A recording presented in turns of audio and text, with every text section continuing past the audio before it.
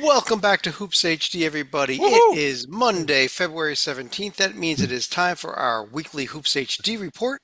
I'm your host, Chad Sherwood, joined by a cast of thousands here. We've got David Griggs and David Dorman up top here, Matt Zukowski in the center square, John Teitel, Rocco Miller from Bracketeer.org, and down the bottom row, we've got John Sleeka as well. So, got a lot to get to. It was an exciting week and weekend of college basketball. A few games going on right now that are not yet any type of surprise, but um, Grand Valley and Incarnate Word are in a battle. Grand Valley. UTRGV, Okay, Rio I Grande was like, Valley. who is Grand Valley? That was a new team for me. I was going to say I thought I Grand knew them Valley all. State. That's Division Two. Yeah. Anyhow, let's get right into things here. I thought this would Ignite, be a Timmy. good week to start off with the Big 12. Actually, there's a pair of Big 12 games tonight that we're not going to talk about. The K-State, Utah, and the Arizona Baylor game that's coming up a little later tonight. But bunch of different places we can start, but Titel, why don't we start with Texas Tech? They had the win at Oklahoma State and the win over Arizona State in double overtime this week, and here they are sitting in second place or tied with second place in the conference. Anytime you beat ASU, you should lead the show is a good rule of mine. Coach Grant Hasland eased into the new year with a horrible non-conference schedule and a pair of neutral site losses to St. Joe's and Texas A&M. Then he eased into conference play with a 2-2 record and a pair of home losses to UCF and Iowa State. But over the past 5 weeks, they played like one of the best teams in the country. 9-1 with just a single-digit loss in Tucson. 20-5 overall, tied with my Wildcats for second place in the standings. Pair of winnable games this week, TCU and West Virginia, and then Houston visits Lubbock for their revenge game next Monday. The key has been their offense. They're top 25 in the nation in scoring, assists, and three-point percentage, and they might be the only team in the nation I can think of where their top four scorers are a freshman, sophomore, junior, and senior. And I finally figured out the key to their portal success because it's find the best young players in the Mountain West and take them. Darian Williams came from Nevada after winning Conference Rookie of the Year in 2023. JT Toppin came from New Mexico after winning Conference Co-Rookie of the Year in 2024. I've also got up there on the right side, Matt. I've got this Houston Cougars team who had the real nice week. They got a real top of the resume type of win at Arizona. Uh, you know, and here they are on a four-game winning streak at 21-4 overall. Yeah, that's what I thought the committee did a pretty good job on their top reveal so far. The one thing I had issue at the time even was Houston and 8, and now that looks real bad with their win in Arizona. Like I think they should be right in the serious discussion for the last one seed with Florida. And they play I think their play recently has shown that and that they had a little bit of a slow start to the year with that a bad week in Vegas and that but after that they've played like one of the top two or three teams in the country and I think there's a decent chance come selection Sunday, they're on the one line. They might be Rocco on the left there. I just pulled up the Kansas Jayhawks, and how about this? The Kansas may actually fall out of the top 25 polls if they lose another game this week. I don't think I've ever seen Kansas out of the top 25. I'm sure they have been, but Well, in their last 8 games, they've gone every other win, loss, win, loss, win, loss, win, loss, but they haven't built a losing streak since December 8th. So it's been one of those adjust, get right, win a game, and then fall apart again. So I think the concern there, Chad, bigger picture is the inability to build consistency. And there's, the Utah game was interesting because there's a variety of factors. The team didn't look conditioned, led by Hunter Dickinson very, very often in that Utah loss, looked out of gas, but he's also had that look, on regular sea-level games as well. And I think the team as a whole, much of it built in the portal, has just hasn't had that moment where they fully clicked. They've got some great wins earlier in the year, but that was also during a period where other teams were waiting to click when they beat Duke, when they beat Michigan State. Those are in the first 3 weeks of the year. I do think this team, as they showed when they pounded Iowa State earlier in February at home, the Fog is obviously one of the best home court advantages anywhere, if not top 3 in the country, probably.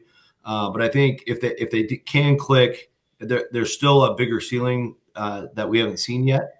And with games later, their last 3 games of the year, all in March, Texas Tech at home. I just talked about the Fog. The road Houston, yeah, good luck there, but could be a statement opportunity. And then home Arizona to end the year.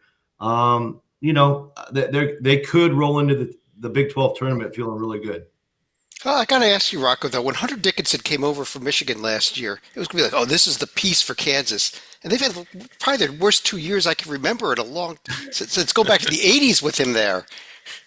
Yeah, it's interesting, right? And it's not like he doesn't put up numbers. His rebounding numbers are still terrific. He's still putting up enough stats to be at least top 2 or 3 team All-American. It's probably second or third team All-American, depending on how you vote that. But there's something about the cohesiveness and maybe the attention to the front court, less of a variety of threats. If defenses can key in on him more and take him out of the game, frustrate him, get him in foul trouble, etc.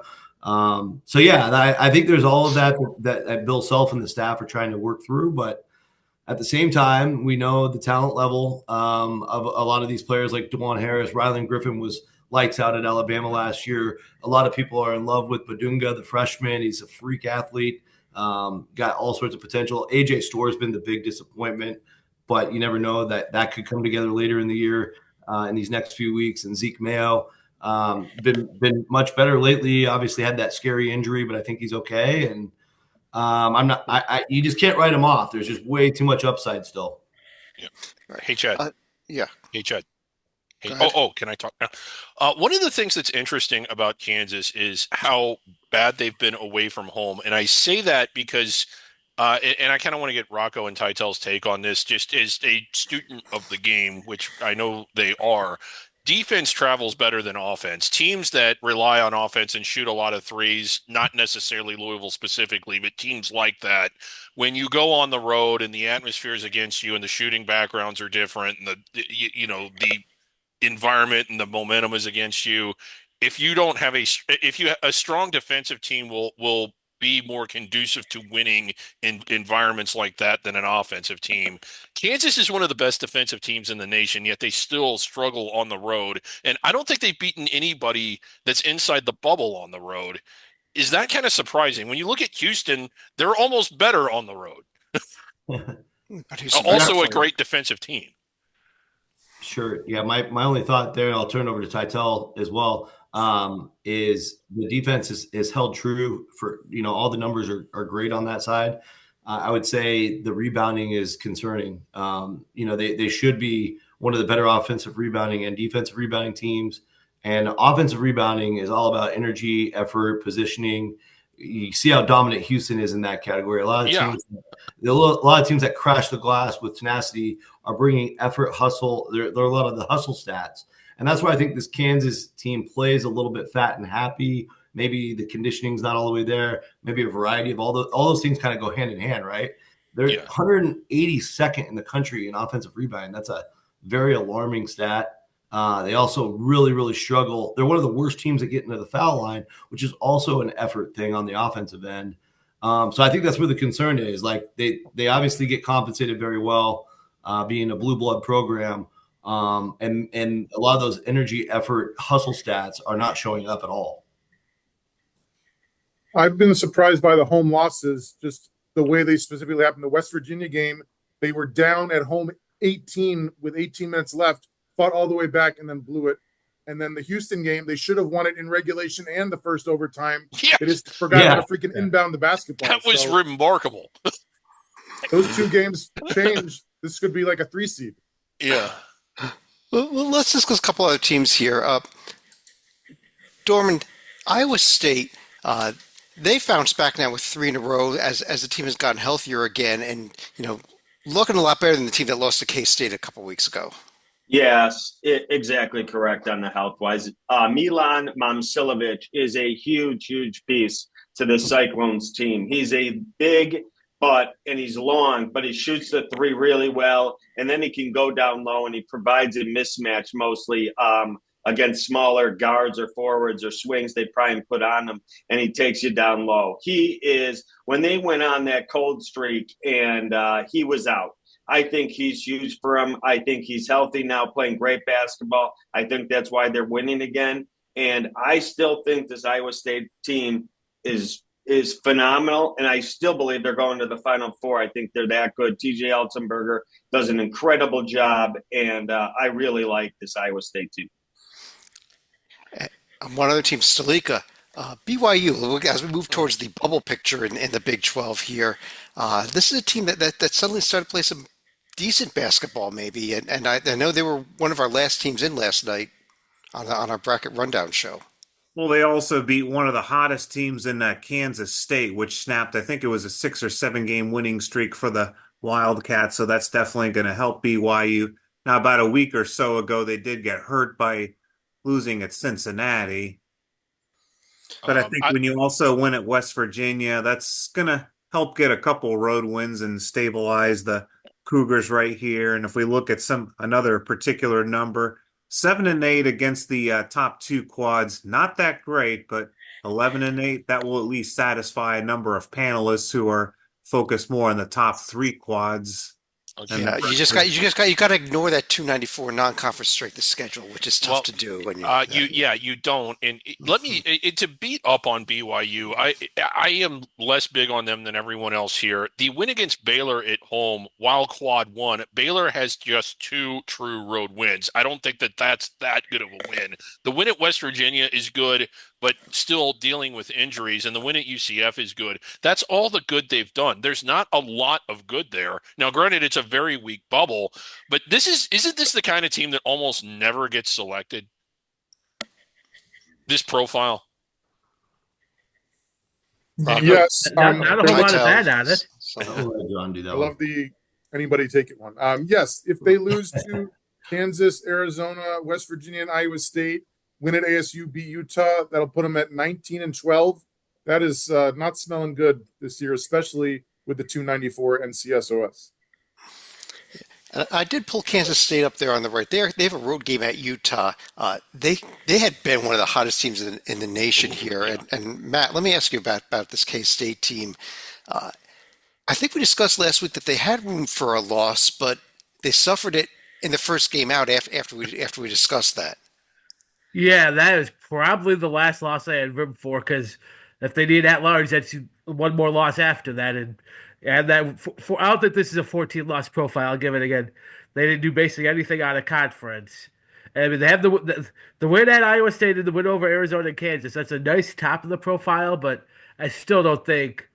One more, even like 19-14. I'm not feeling that good again. 19-14. I completely agree for what it's worth, especially when you look at what they have remaining.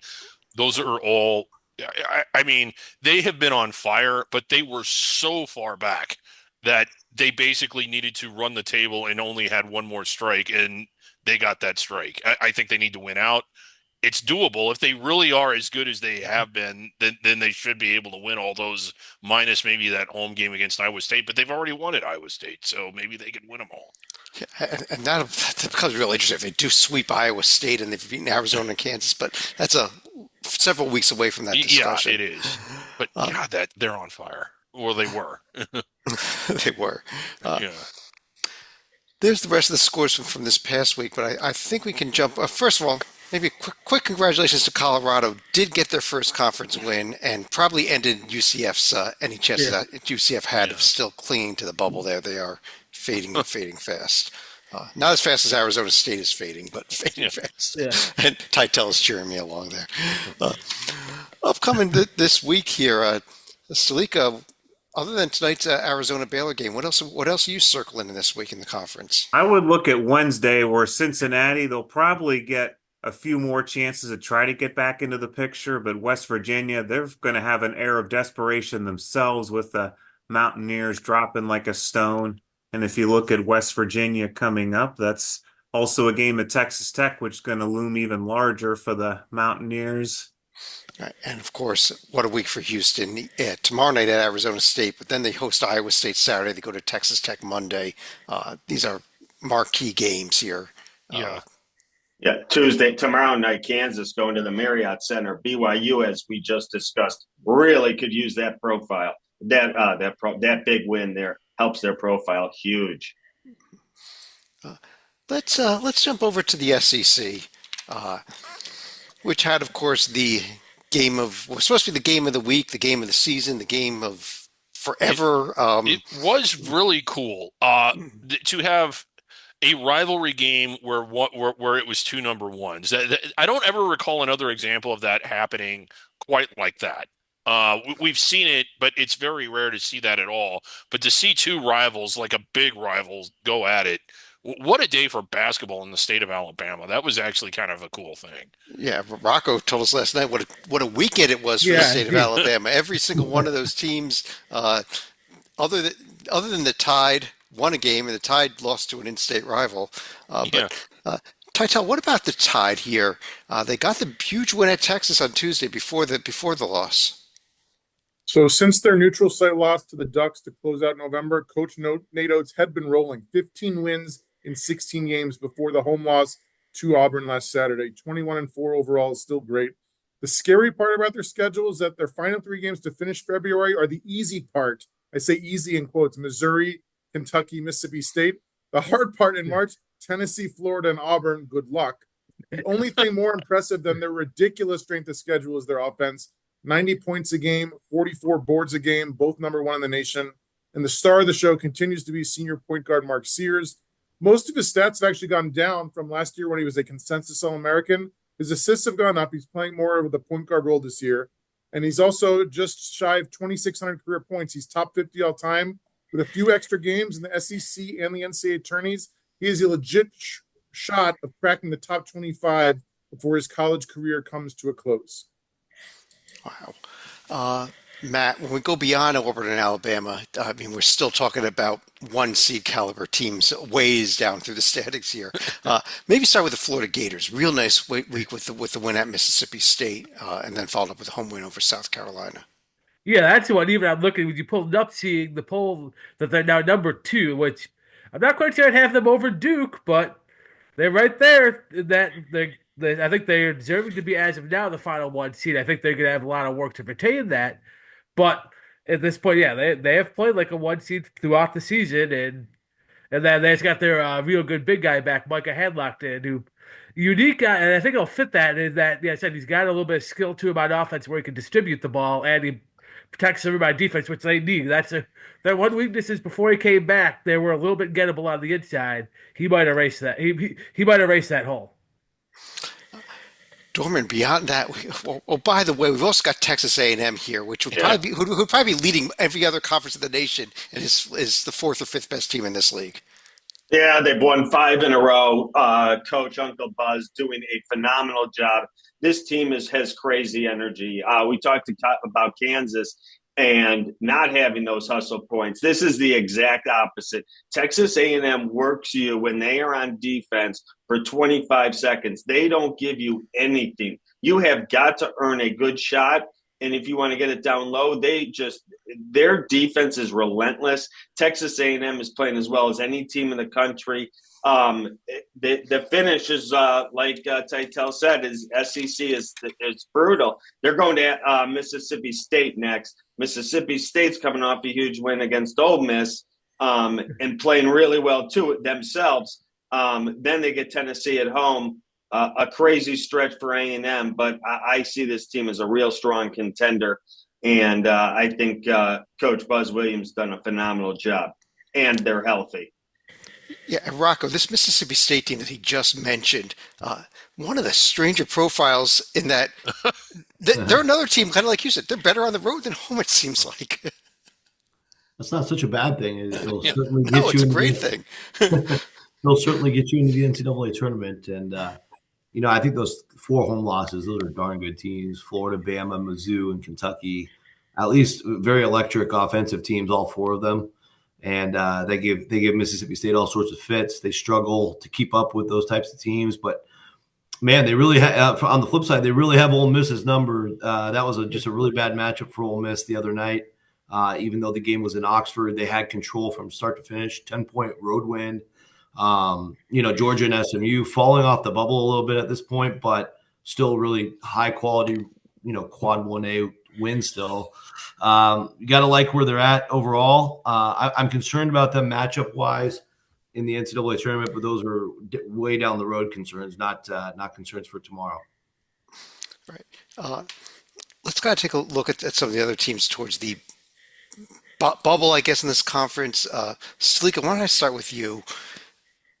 We've got this group of teams here in Texas, Arkansas, and Georgia that are all 2 games under 500 against the top 3 quadrants, and all have cases to be in. But I don't know, does any of them have a really good case to be a tournament team right now? Well, I will say this for Arkansas. Unlike Oklahoma, they at least managed to beat LSU at home, but they're going to have to get a couple victories that are going to be a reach. They had a chance to get one at Texas A&M, but unfortunately blew that opportunity. But fortunately, you look at what's coming up here at Auburn, might be a bit too much of a reach, but if they can get a couple wins against Missouri and Texas, can't wet the bed at South Carolina this year. Yeah, South Carolina still looking for that conference win, first conference win. Griggs, I could pull Georgia up here on the right. This was one of our top teams out, and I don't think we really discussed them very much last night in our show, so maybe they're worth a bit of a discussion here. Team that was looking so good early in the season, and kind of the opposite of that right now. And Yeah, with the schedule ahead, they're in trouble, I think. yeah, they're worth discussing a bit. Emphasis on a bit. Early in the season, I think some of the wins seemed a little better than what they were. The road win at Georgia Tech, because it was over an ACC team in a rivalry game, I think that sort of popped, especially at that point in the year. It was, middle of November. Nobody had really figured out that Georgia Tech wasn't any good yet. We were really big on Grand Canyon. I thought they were a top 25 caliber team. And when Georgia beat them, it was like, whoa, this team has something. Grand Canyon, not quite as good as we thought. The neutral win over St. John's is good. Kentucky, not the worst road team, but not the best one either. I just don't think there's a whole lot of there, and I'm really underpressed with the Bulldogs. They were 56 on my list of 55. I didn't even have them on my list that I submitted to you yesterday. Yeah, and Titel, another team heading in the wrong direction, I think here is the Oklahoma Sooners. They're on the left. They not one of those teams that's 2 games under 500 against the top 3 tiers. They're also just not playing very well right now. And we talk about that LSU game for a long time. If being 3-9 in conference play is heading in the right direction, then we need to have a long chat about the right direction. Yes, they are a mess. The good news is 6 tourney caliber teams to finish out the regular season.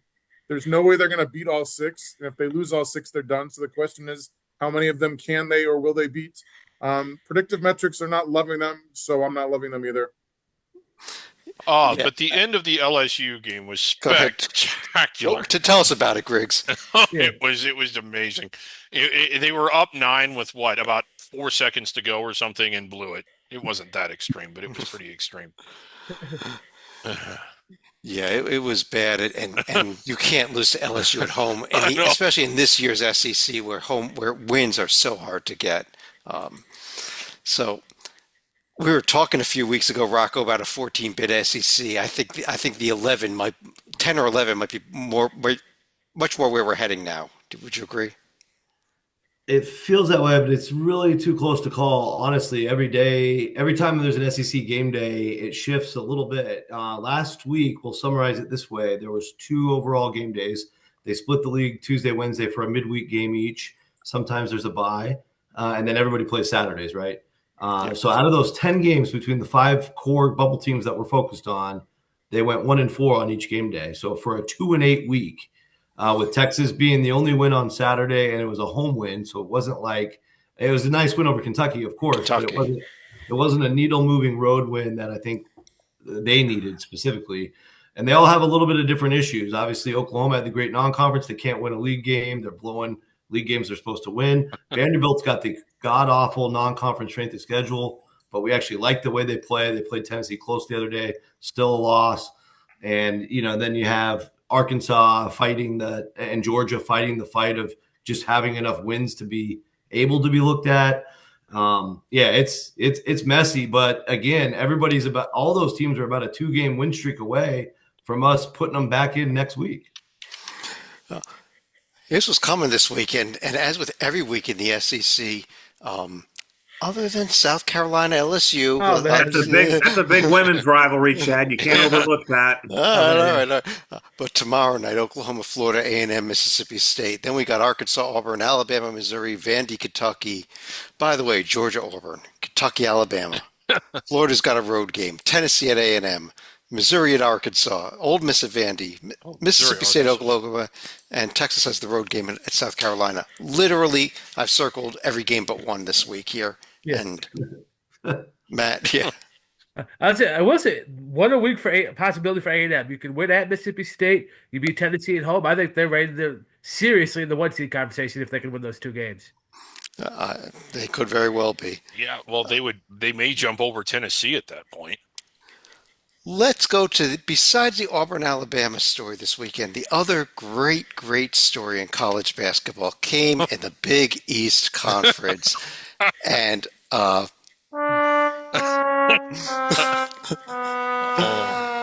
Our good friend Lee Del Vecchio is watching. Seton Hall, Dorman, I still almost can't believe what I saw happen, not only at the end of regulation and then again at the end of overtime in this Seton Hall UConn game. And why Seton Hall was even in the game to begin with blows my mind even. I couldn't even believe, like you said, Chad, they were in the game. That was like the mind-blowing thing. We've seen UConn starting to play better. They're getting healthy. Liam McNeely's back.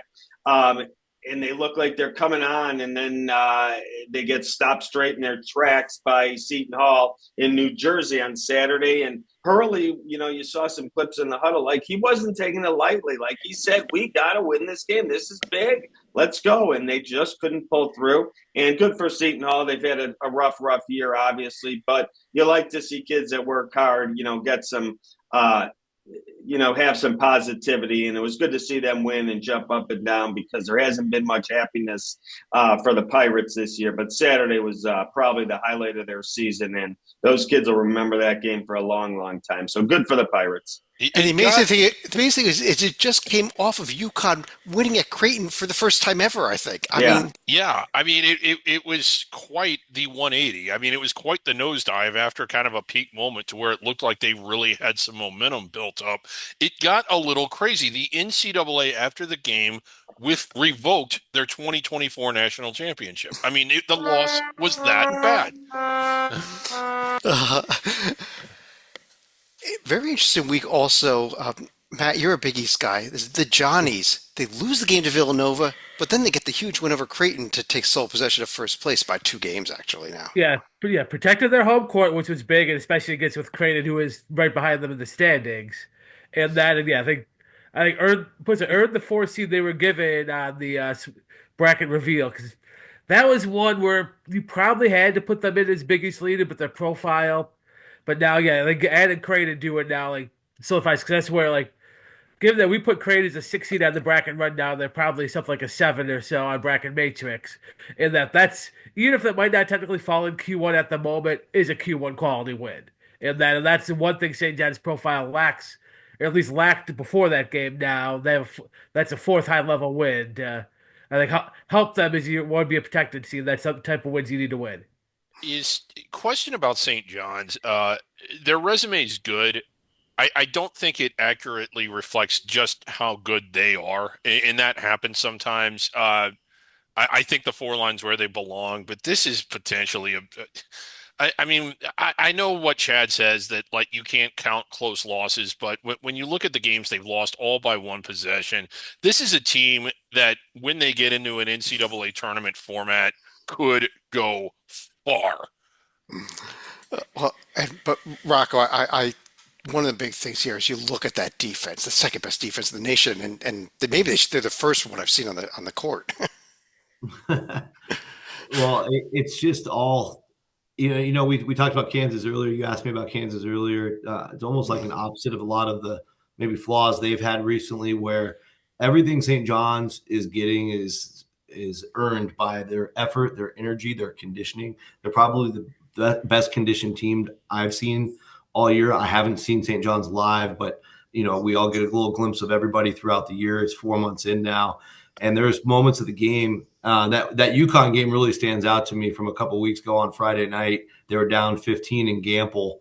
They didn't flinch. They kept hustling for every loose ball. They kept creating havoc.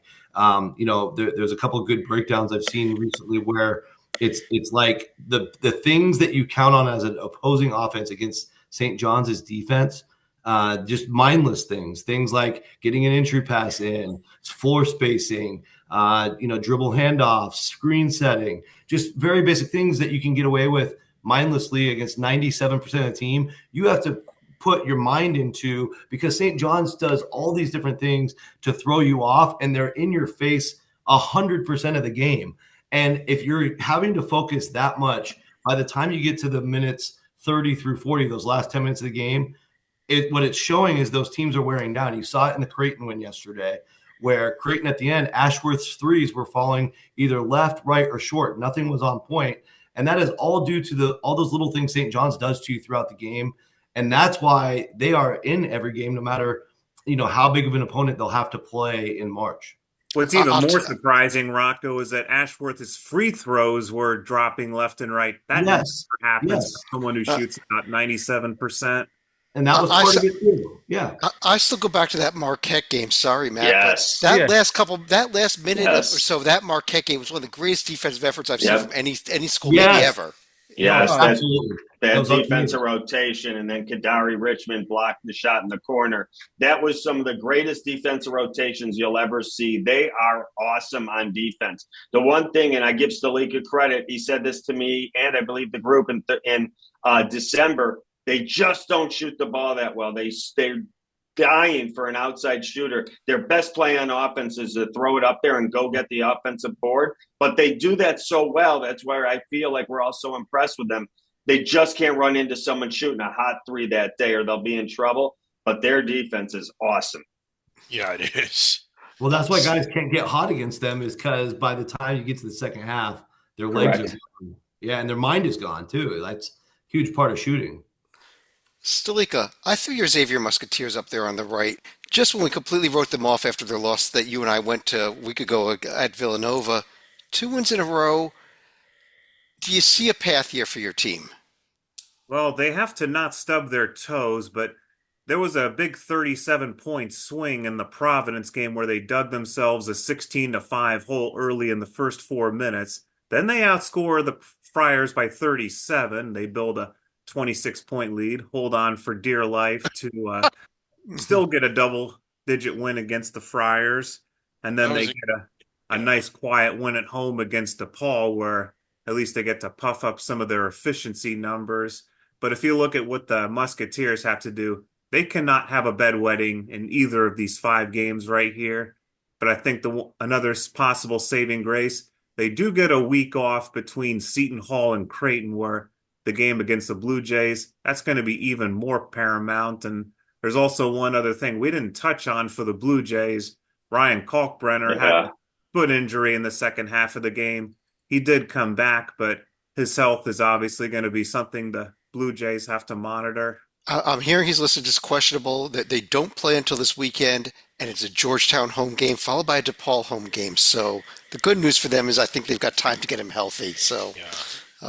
Every time I think Xavier is starting to look like an NCAA tournament team, they go out and wet themselves.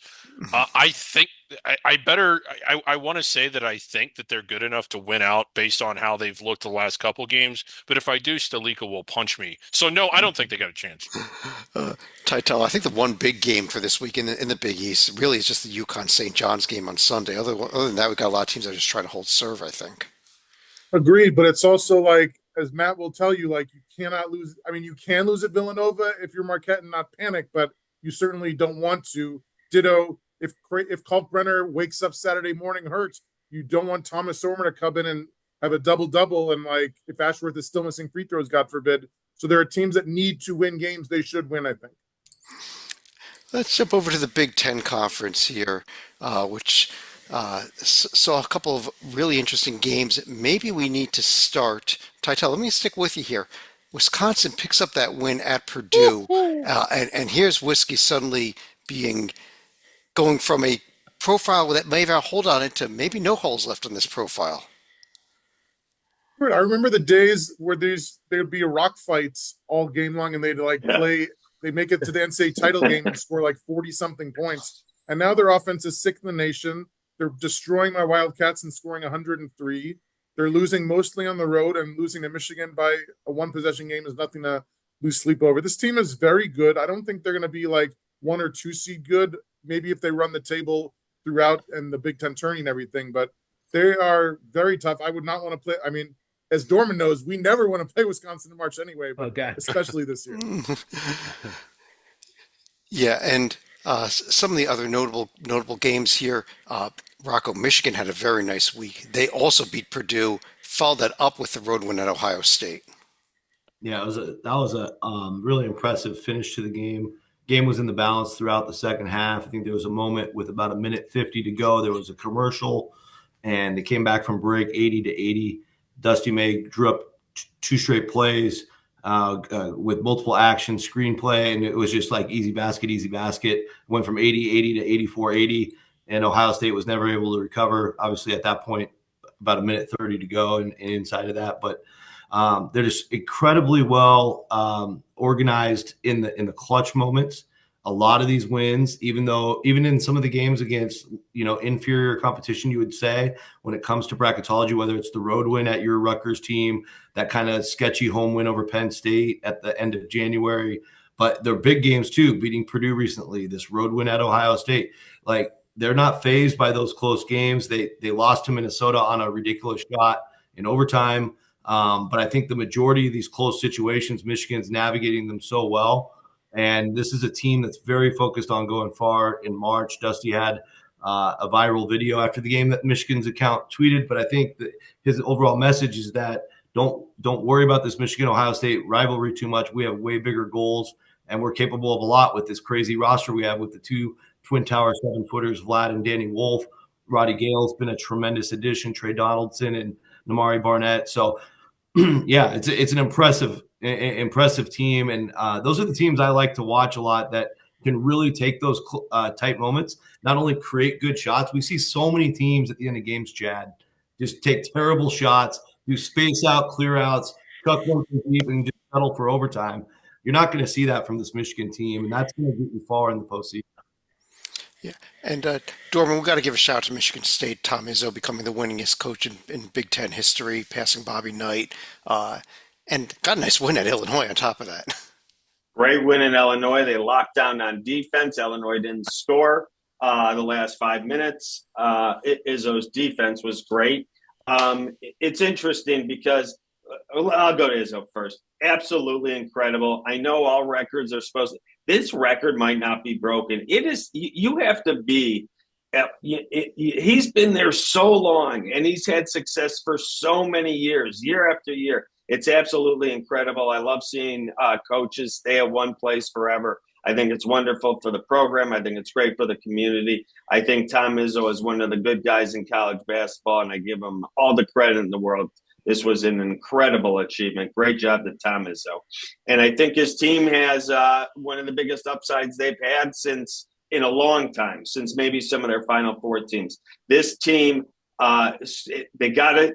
If they could find their offensive stride and knock down some shots, they really have it. Richardson is a scorer. He really can score. So if they do the little things well and play defense like they did against Illinois down the stretch, this Michigan State has big hopes this season. Yeah, and how about this Illinois team, Stalika? Hang on. We could see them here in 7th place in the standings. Right there. Yes. How about the Cio Nilly fighting the line, Stalika? Yeah, don't even ask me to read how Terrence Shannon Jr. is supposed to look upside down. So this is, I don't think, what he ever expected during the All-Star break, nor for his jersey retirement ceremony. But that's not even the worst part for Illinois that you highlighted over the past weekend, where they managed to score -2 points in the final 5 minutes. That may be truly unprecedented. Yes, they actually had 67. I think it was a 67-65 lead over Michigan State at one point in this game. A replay review took 2 points off from a goaltending call that was overturned, and they did not score again. But they preceded that, Salika, with a win over UCLA, a really good win. Yeah, that snapped a winning streak for the Bruins, which was, again, not hardly unexpected, given that they were going to be making a bit of a cross-country jaunt right here. And Matt, two other teams that actually played each other on Thursday night here, Maryland and Nebraska. Maryland got that win, then they both followed up with wins over the nice wins over the weekend, especially Nebraska getting the road win at Northwestern where they were down and came back for it. They were down Yeah. big in that one. Yeah, that's it. Well, for Nebraska's case, man, I don't know if it saved their spot in the field, but put it this way, they put them in fairly comfortably instead of maybe sweating it out with the bubble teams. And now, in Maryland's case, they are quietly sneaking up to where I think we have as a 6 seed last night on the Bracket Rundown show. But man, I think there's still some potential for them to even climb further up to maybe even get a protected seed. Greg's one last thing, the Oregon Ducks. Yeah. Won two in a row, and I think it's the first time I've seen them win two in a row in forever. Maybe they have, but it just feels like they haven't been able to do that in a long time. Right. And I mean, they did need to bounce back. They were just, before those two wins, they were just 5-8 in the conference and reaching a point to where categorically you normally don't get selected. The top of their profile is amazing. The bottom of it is not so great. They're kind of hard to place. You don't know what you're going to get with them whenever they take the floor. And I don't know what to make of them. It's like one of those things. They might be able to win the Big Ten tournament if only they can get past the opening round. Oh, they do great on neutral sites, so hey, Yeah. they have 4-0 in neutral site games. Yeah. Upcoming this week here in the Big Ten begins with a big one tomorrow, a couple big ones tomorrow night, Purdue at Michigan State and Illinois at Wisconsin. We've also got a few others here, including the Michigan State-Michigan game on Friday. That's be a national TV game, Oregon at Wisconsin. Purdue road trip at Indiana, Ohio State at UCLA. And if you want to hear about taking Ohio State, we spent about 10 minutes on them last night, so I'm not going to rehash all that, but we could. There's a lot of basketball left for Ohio State. That's the only good news I could say for them. You talk about national TV for Michigan State and Michigan. This might be the best game Peacock has had if we're talking about Purdue and Michigan State coming up tomorrow night. Oh, that's it's good for Peacock, but bad for the game. We get to see it, but these showcase games that get buried on Peacock. Yeah, Rocco?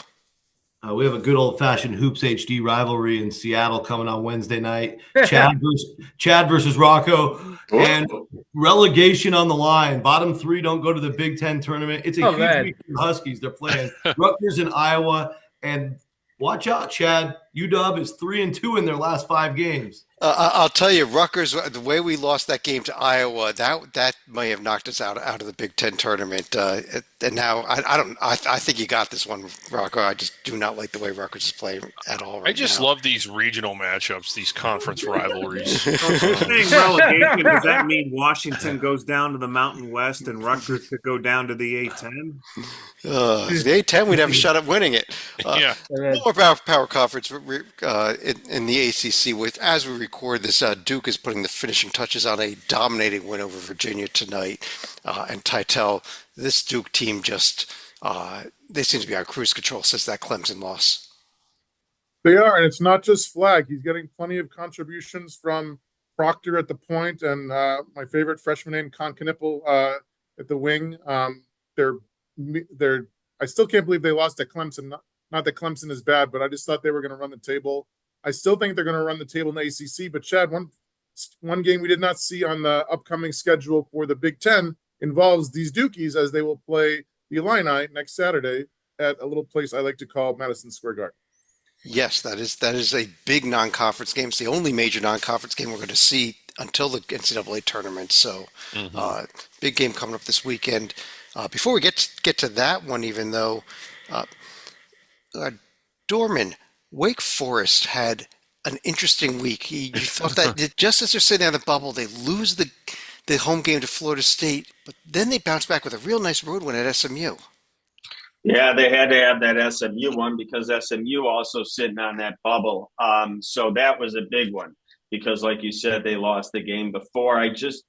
There's so little meat on this resume that I see. And like I've knocked on the ACC all year, there's not many chances to make, to get a good win. They're going to Duke. I think it's a huge long shot, but that's the last spot in their schedule to really put something up and make it look good. The rest of these other wins are all going to be tier 2. So I'm not impressed with Wake Forest. I think they've had their chances all year long and they've come up short. I'm not impressed with the team. I think at the end of the day, Wake Forest falls short, and the ACC only gets 3. Maybe Well, it's plant-based meat, Dorman. Maybe what? Plant-based meat. The very possible. uh, Rocco, I gotta ask you though, with what he just said there. Assuming they get the 4 wins that they should, they go 4-1 in this remaining schedule, which they should given the quality of teams they play. Uh, they're just gonna have a volume of wins from a power conference. Doesn't that mean something? Yeah, I mean, I think they're in a good position right now. If you look at their resume numbers, I mean, obviously they play a different type of schedule with all those quad 3 and low quad 2 games.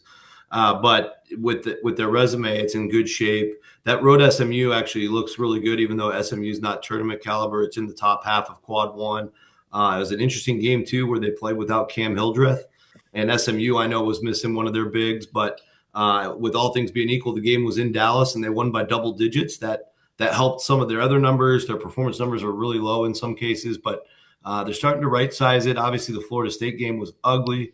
And yeah, I don't blame Dorman for his feelings at all because they've had some rough ones, but I think they'll get there at the end. I really do. And at least they've done something. Like most of the The bubble has not. Michigan, Yeah, they've been Michigan. but the Michigan game was like down the street in Greensboro. But hey, they don't make the rules. They just Yep. They just play the game. game. Yeah, that's right. The Florida beating Florida in Charlotte was enough for Virginia last year. That was the one out of conference win against a tournament team away from home. They won in Little John too, though. Greg. Yeah, they did win at Littleton. Yeah.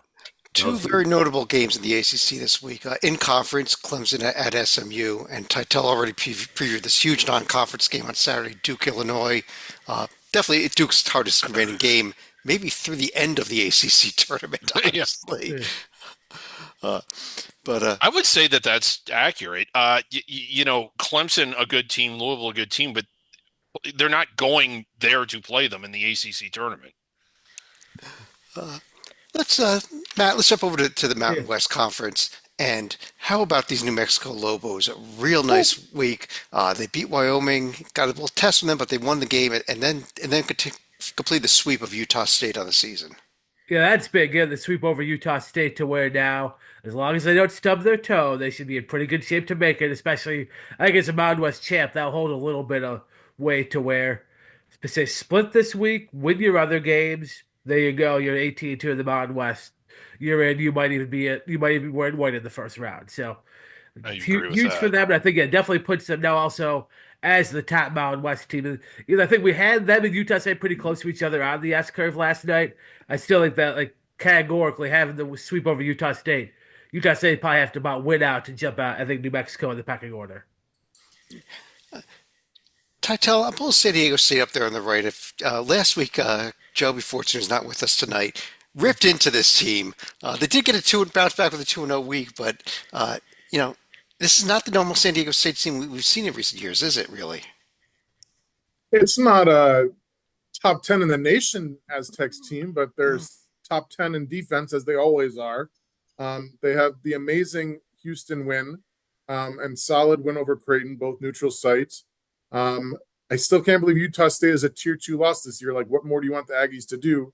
The schedule is decent. They should destroy Fresno State tomorrow, and then the tough 1-2 punch of at Utah State and host New Mexico.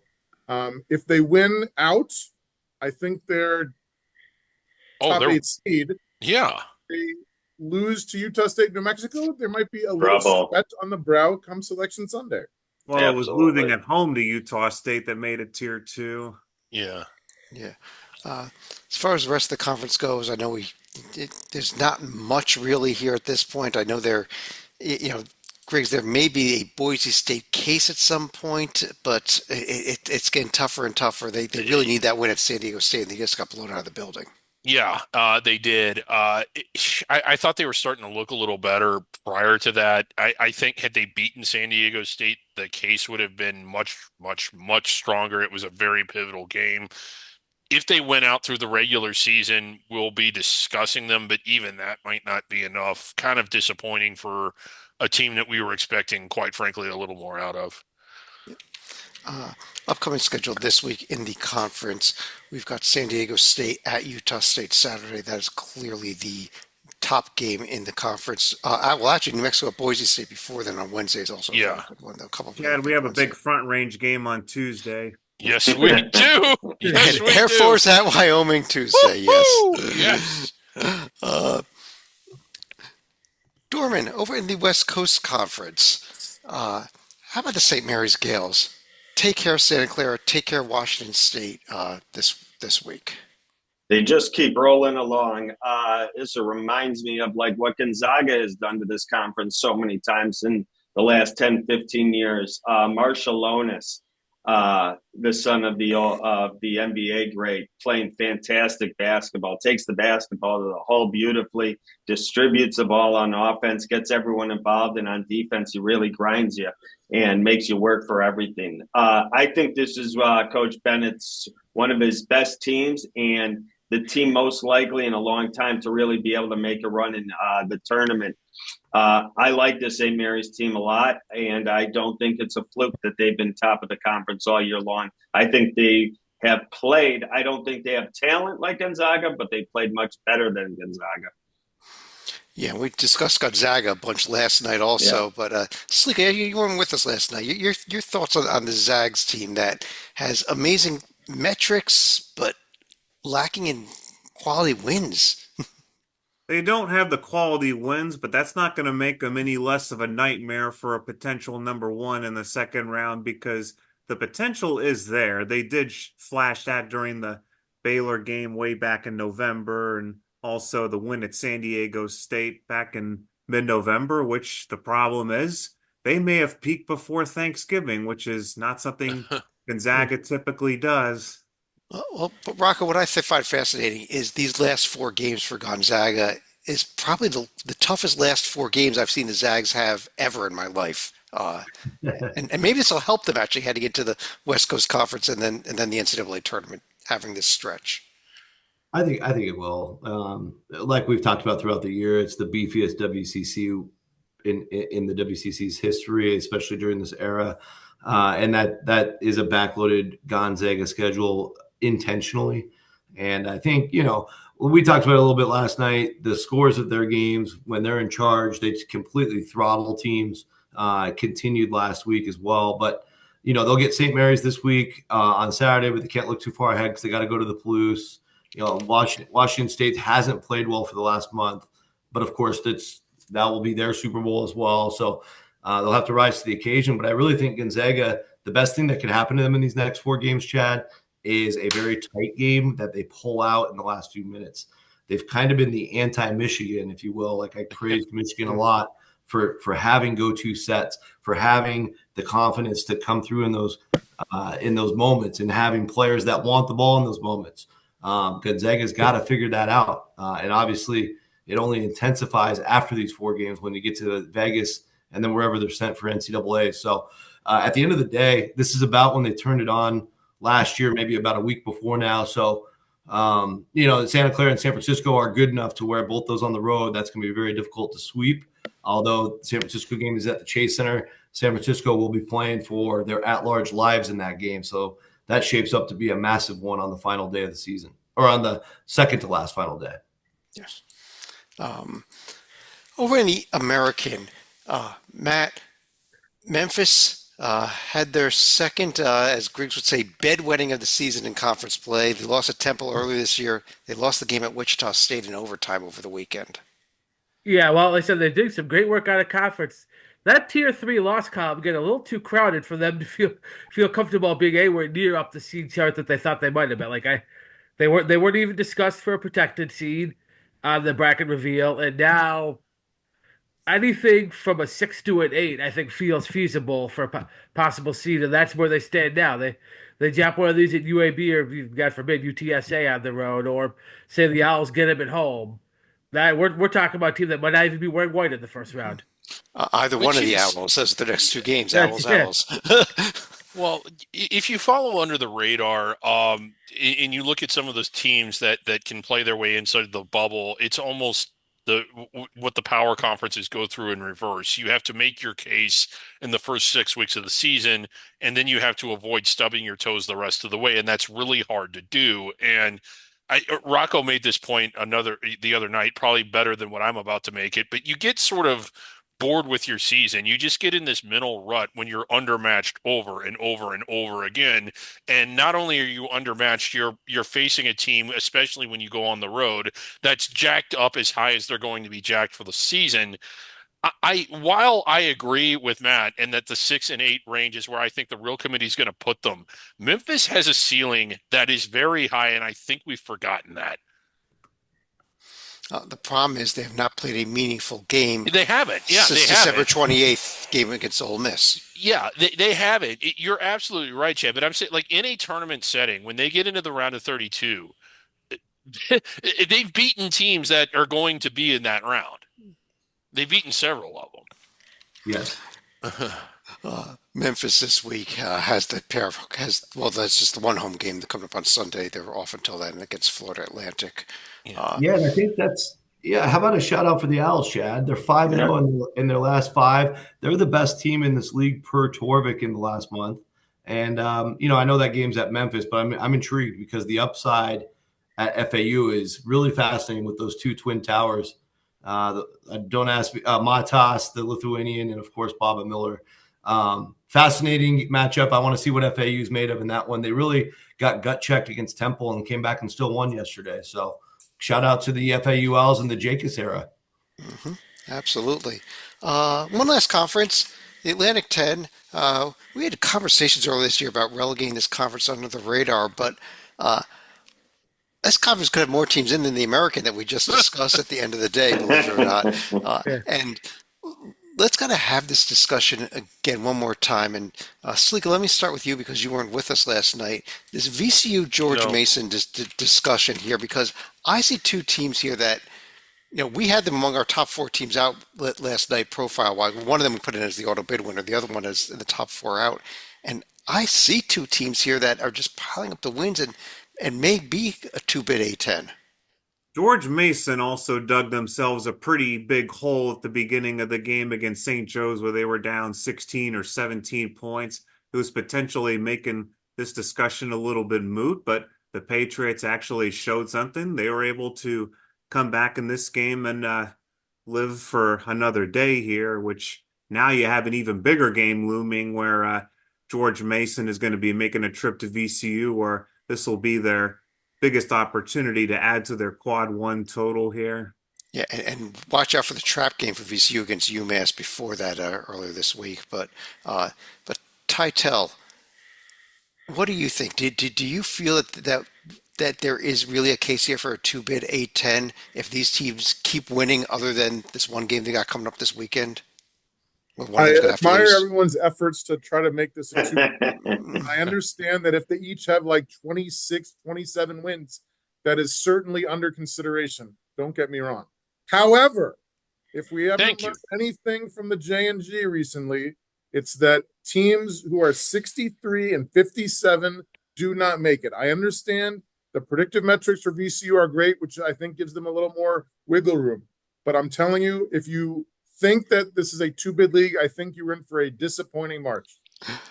I'm really looking at the idea of, other than the game this weekend, maybe something along the lines of George Mason wins the game at VCU this weekend. They meet again in the A10 final. Yes. VCU wins that game. That may be the scenario, the best case scenario. Yeah. Correct. VCU's in as the That's auto it. bid, and Mason has that great win at VCU and no other losses. Yeah, Of course, we That's could it. also see a team like Duquesne sabotaging things Yep. because the Dukes will host both the Rams and the Patriots later on. and coming on strong. VCU has won a lot of games, and that's great. But one of their wins better be that last conference tournament game.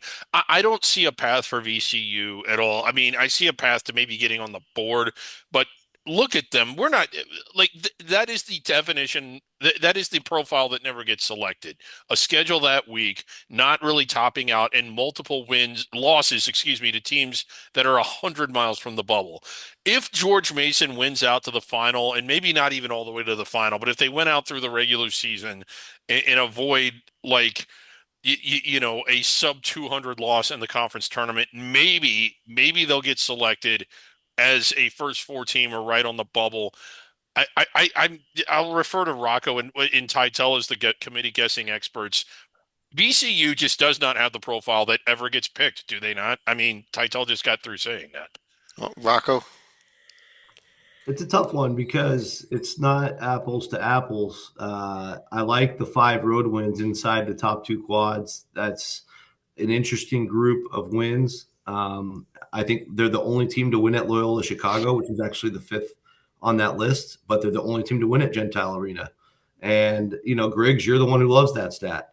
And I think it's overall they've had 8 important road games. They lost at the Bonnies, they lost at SLU, they lost at New Mexico. They're 5-3. Most of the bubble teams don't have that. We're in a situation right this minute where we're looking for teams that can win away from home. And if you can't get the ones that have the big high anchor games, you can go for a team like VCU right now. But like we said with the SEC segment, those types of teams like your SECs, your Ohio States, they can quickly supersede them with way more weight. But in the meantime, the VCUs of the world, they're there and a very fair team to take. Yeah. And Chad, I am all for this 8-10 2-team tournament. So I am pushing for it and I'm looking for pass. The one thing I will say about VCU, when it gets tight and when it gets down to it, did you really push yourself in the non-conference? Did you really try and schedule? And did you do anything with it? And they just didn't try. They didn't get out there and get any big-time games. And if they fall short, they can Ryan Odom can really look at, we didn't get any big-time out-of-conference games. You've got to get that on your schedule. Let me throw out a quick point there. And because we've heard the phrase intent to schedule from the committee. Intent to schedule. Well, hold on. I mean, the fact that Miami and Boston College are both quad 4 wins this year, you would not have expected that. You would not have expected that. Not their fault, but okay, like one of the things, it's like when they scheduled Loyola Maryland and Bellarmine and Bill and Mary and LaSalle's a conference game, Merrimack. I mean, maybe they thought those would be quad 1 opponents. Who knows? I mean, you got to cut them some slack there with the intent to schedule. Well, they also thought Seton Hall would be better, but they actually lost that game. Look closer at George Mason's screen. Did they try to schedule Furman and then get auto-corrected to Ferrum? Yeah. and like Elizabeth City Street, our favorite team there on VCU's schedule. Real quick, upcoming games this week in the A10, and it is probably the game of the season. I think it is the game of the season on Saturday. George Mason at VCU. Huge for the region. The former CAA rivalry. That is so awesome. That was their vision when they joined this league. Yeah. And again, don't overlook that trap game. UMass has been playing better lately. They got that game at VCU Wednesday night. On that note, though, Old Dominion, the best. God, I miss that rivalry, man. Let's run to final thoughts. And Titel, I'm going to start with you. So my final thought tonight is about Louisville guard Rain Smith. Pat Kelsey brought several transfers with him when he left Charleston to become head coach at Louisville. Kobe Rogers has been out all year with a leg injury. James Scott has been their best big man. He's shooting 75% from the field. And my guy who's on fire here, Rain, one of the best three-point shooters in the country. The Australian sensation was 9th in the nation last year by making 112 threes. This year, with 5 games left in the regular season, he's already got 100. He's tied with Monmouth's Abdi Bashir for number 1 in the nation. His 394 career threes are top 30 all time. And even though he's new to the ACC, he's got plenty of previous success in March. He went 7-1 in the CAA tourney during his 3 years at Charleston. He averaged 10 points a game in a pair of NCAA tournament losses to good teams, Alabama and San Diego State, over the past 2 years. And frankly, I have not seen a guy make it rain this much since the puppet was escorted out of a gentleman's club last year. Oh, Oh, ouch. oh. I was escorted out for not making it rain. Stalika, let's pull this back up again for you.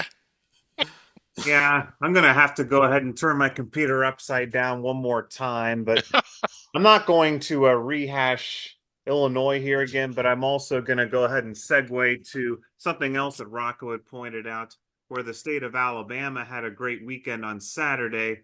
I've also had some questions regarding the state of Ohio and their last time. When did they completely miss the NCAA tournament? Which you have to go back to 1981. You look at this year, Ohio State straddling the bubble. Xavier and UC are on the wrong side of it. Dayton going to need the auto bid. There's always teams from the MAC and the teams from the Horizon that could fill the void, but Yeah. it would be a huge upset not to get one out of the MAC this year. And we'll get into this more on Under the Radar, where Cleveland State and Youngstown State had a bit of a showcase themselves. Yeah, I think Cleveland State can win the OVC, but I think Akron it will win the MAC. But that's for Under the Radar. Well, yeah, I think an Ohio team will win the MAC at least. But we'll talk about that Wednesday night. Matt, you're up. To give us some cheap promotion here, I think at the end of the show you just saw a little of the discussions you'll see on Bracket Rundown. And we didn't mention Drake or the two UC teams, San Diego or Irvine tonight. But it will be, if they need it at large, those type of teams and like the A10 ones, Mason or VCU or maybe even both, against the bottom of the SEC. And that it's a fascinating discussion. I think this year will be especially with the new mega conferences, but they may have that categorical or what used to be a categorical rejection of being two or more under 500 in meaningful games. And that's I prepare. There could be some heated debates here, I think, in Bracket Rundown, and then when you have the committee show. So look forward to that. Yep. Well, that whole style will go out the window completely if they decide to expand the tournament, but hopefully that's not coming anytime soon. We're not getting to that tonight, though. Rocco, you're up. Had the opportunity to see Mizzou win at Georgia and just get absolutely scorching hot in the second half, scoring on 9 straight trips and taking a game where they were down 3 at halftime and suddenly having an 18-point lead about 10 minutes into the half. And, of course, burying the Bulldogs not too long after that. Mizzou's a serious threat, in my opinion. Very, very high ceiling. Older team, obviously with Mark Mitchell, Caleb Grill, Tamar Bates. And I know I watch a lot of mid-major ball, so maybe that's my fault. But watching that team in person was really, really lights out. If that's the 6th or 7th best SEC team, I can understand the argument for the surplus of bids this year. It's just shout out to them. I ran some reports coming into the show tonight. Last 21 days, Missouri is the 2nd best team in the country. And shout out to St. Mary's. They're performing as the 5th best team in the country, which makes the win by San Francisco over them even though it was by 1 point, impressed me even more. But anyway, mainly wanted to shout out Mizzou. I really think they're on the rise. Big game in Columbia against Alabama. If that all holds true, they might get their big moment on Wednesday night. We'll see. Who we got left? Dorman. Yes, for all you fans of these power conference teams, even if you're not in the running there for a championship or a regular season conference title, remember these games are really important. There's a lot of buys and double buys on the line.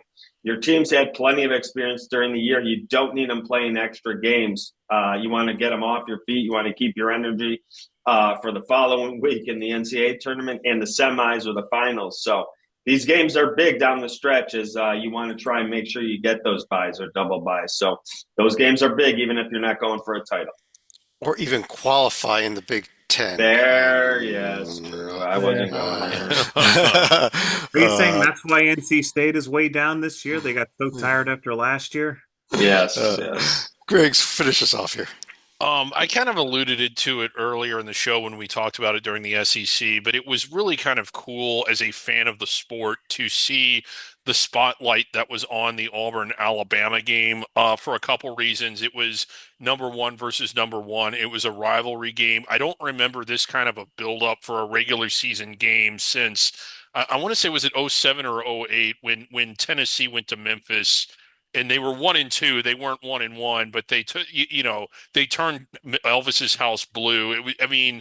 It was just a massive buildup for a regular season game. And another thing that made it kind of special for me as a fan of the sport was that it was two schools that are probably, well, not probably, assuredly more known for football and having a passionate football following than basketball. I mean, as cool as it would be to see, Kentucky and North Carolina, or Kansas and Michigan, or more schools that are really like big in the basketball or known for being big in the basketball play in a 1 versus 2 game.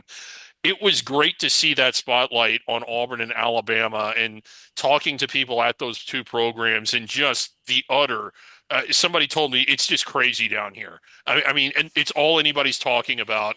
It's bigger. It feels like it's bigger than football. People were paying thousands of dollars on the secondary market to get in.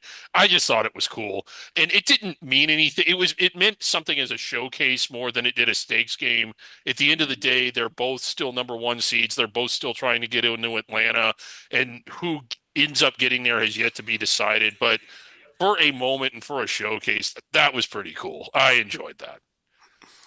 It was really neat to see. By the way, they got to play again, don't they? Yeah, they Yes. do. And maybe again. And maybe again, and maybe again. And again. Oh, yeah. On that note, I do want to thank everybody for joining us. You can come. We'll be back on Wednesday night with Under the Radar, Sunday night with a bracket rundown, next Monday with another Hoops HD report. But on behalf of David Dorman, John Teitel, Rocco Miller from Bracketeer.org, Matt Zukowski, John Sleeka, and David Griggs, I'm Chad Sherwood. We will be talking to you again real soon.